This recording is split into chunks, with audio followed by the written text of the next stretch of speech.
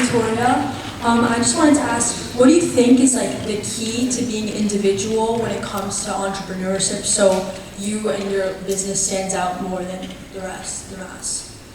By spending 100% of your time on the customer and spending almost no time paying attention to your competitors.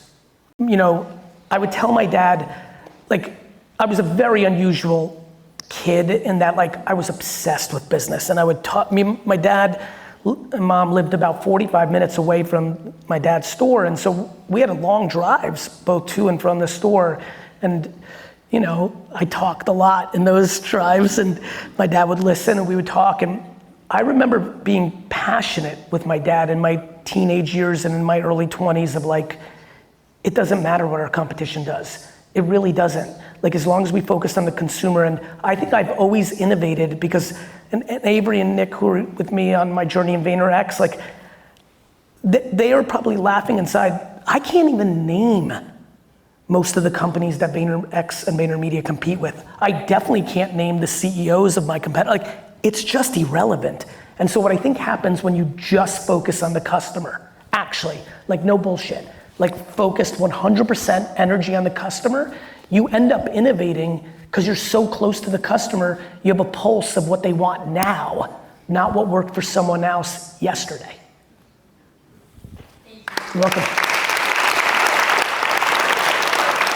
Gary, thanks for spending some time with us, man. So happy to be here.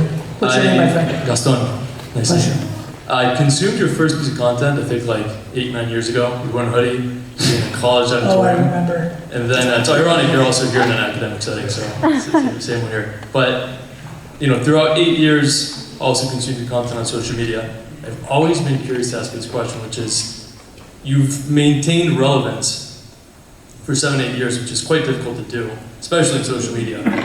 You talk about practice and being close to your customer. You just spoke about hustle and how you changed your definition of that word.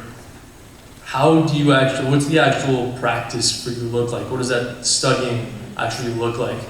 Because on social media, within that domain, it's so difficult with the barrage of information that's coming at you, right? Like, you're reading comments or you're talking to people on the street. How do you make the decision to say, hustle is not the right word, to continue hitting the right message with my audience? So